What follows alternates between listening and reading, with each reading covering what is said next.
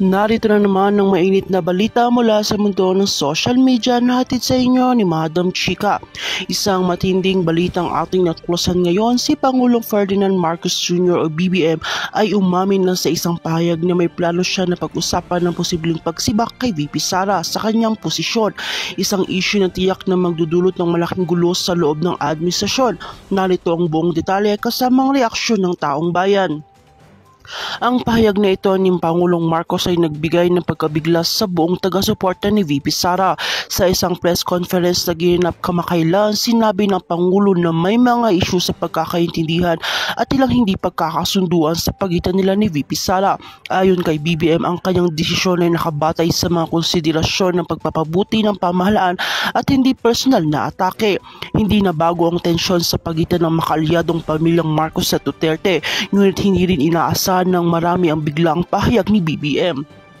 Ipinahayag ni Marcos na kasalukuyan nilang pinag-usapan ng ilang aspeto ng gobyerno at kabilang dito ang posibleng pagbabago sa mga posisyon. Ang isyong ito ay nagdulot ng maraming katanungan sa mga mamamayan, lalo-lalo na kung totoo nga bang may plano talagang alisin sa pwesto si VP Sara. Maraming mga politiko at eksperto ang nagbigay ng kani-kanilang reaksyon tungkol sa balitang ito. Ayon sa ilang political analyst, maaaring may kaugnay ito sa mga isyong pampolitika at posibleng may kinalaman sa mga nalalapit na eleksyon. Ang hakbang na ito ng Pangulo ay maaaring bahagi ng mas malawak na plano upang mapalakas pa ang kanyang posisyon o kaya naman ay itaguyod ang sariling agenda. Puno ng haka-haka ang buong bansa ngayon.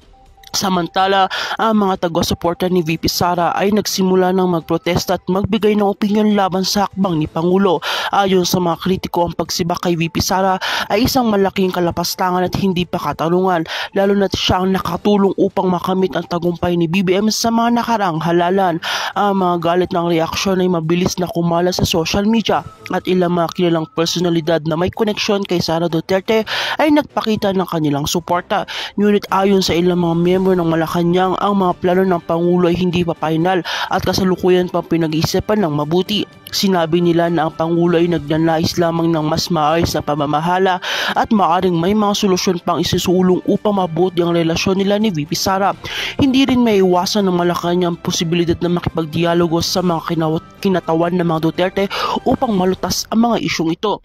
Kaya naman patuloy natin tututukan ng mga susunod na development hinggil sa isyong ito at ito ang magiging reaksyon ng taong mga bayan. Isang bagay ang tiyak sa ganitong isyu ay magdudulot ng malaking epekto sa buong bansang administrasyon at sa magiging epekto sa mga darating na eleksyon.